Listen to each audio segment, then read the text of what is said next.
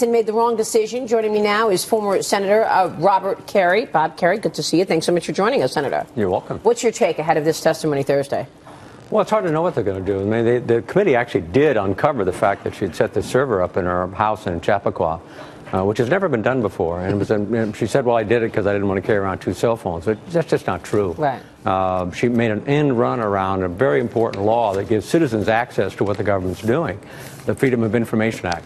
It's not really about her emails. It's about that act. It's about intentionally trying to avoid the responsibility of giving the citizens access to their own government. That's right. So regardless of what you say in terms of Kevin McCarthy's comments saying that the Republicans are out to get her, at the end of the day, this was a true violation. And thanks to the committee, we learned about the private email server. That's right. And it's, again, you'll hear over and over and over. You hear Bernie Sanders, I'm tired of hearing about the emails. Right. Well, I'm tired of hearing about the emails as well. It's not about the emails. It's not about the emails. It's about an act that was intentionally done to avoid the responsibilities of this Administrative Procedure Act, commonly known as the Freedom of Information Act. You think this is partisan, Senator?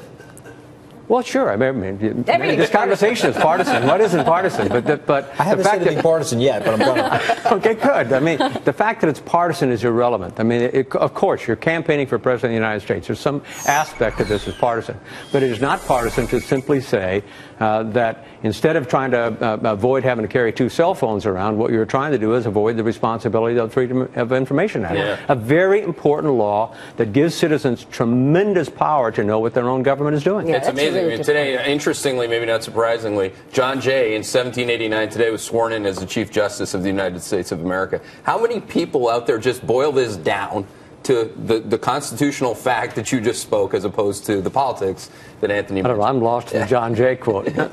So, well, no, it's in part because they get confused about the issue, in part because it is a partisan issue, so they suspect that the Republicans, McCarthy, sort of deepened that suspicion. But the fact is the fact. The fact is, as Secretary of State, she made a decision to set a server up in her home.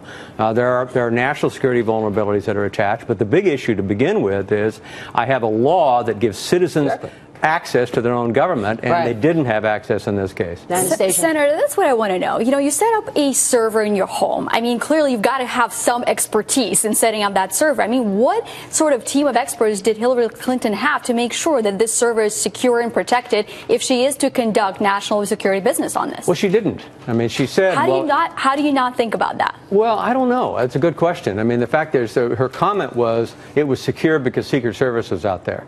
Like, somebody guarding a server is going to provide you security against hacking. We just had a cybersecurity expert on who would, of course, tell you. It's likely that server got hacked into. I mean, it's not like, from what I've seen, the Colorado company, the guy's taken the 5th already.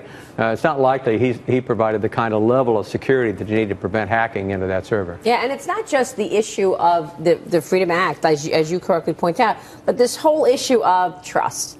And so, when I hear the supporters say, look, this is a lot of nothing, I have to go back to that poll that said, what are the 3 words that you commonly associate Hillary Clinton with? People just do not trust her. Well, liar was one, the top word. Yeah, I mean, I actually don't distrust her. I just disagree with what she's done, and I disagree with the So be her advocate. Be her advocate here.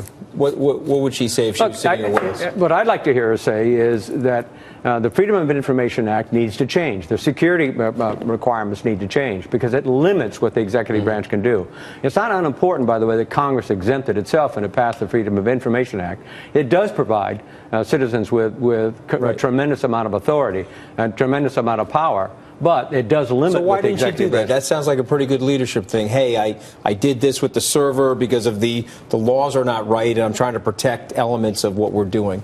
I don't know. I don't know the answer to that question. Do you think this is going to impact her campaign? Because she's tone deaf politically is the answer, by the way. Well, maybe. Yeah. So that was my partisan comment. Do you think this is going to impact her campaign? It's already impacted her campaign. I mean, she's been talking about it a great deal, and it's not going to go away simply because Bernie Sanders says I'm tired of hearing about the emails. What about Joe Biden coming in? I don't know. I mean, at some point he's got to worry about becoming Snoopy pulling the ball away one more time. I mean, he's either going to get in or not. But doesn't he have to, I asked this earlier, doesn't he have to run the ball right up the middle on her? No dough, can't go. I don't know what he's got to do. I mean, look, he's vice president of the United States. That gives him a tremendous amount of credibility when he's running, and people really do like him in the Democratic Party. So he runs. He's a credible candidate. He's already got, I don't know, 13 or 1400% more than he had when he ran in 2008. That's working for him. Maybe he should stay quiet. Senator, good to have you on the program. Nice to be with you. Thank you so much, Senator Bob Kerrey there. It is not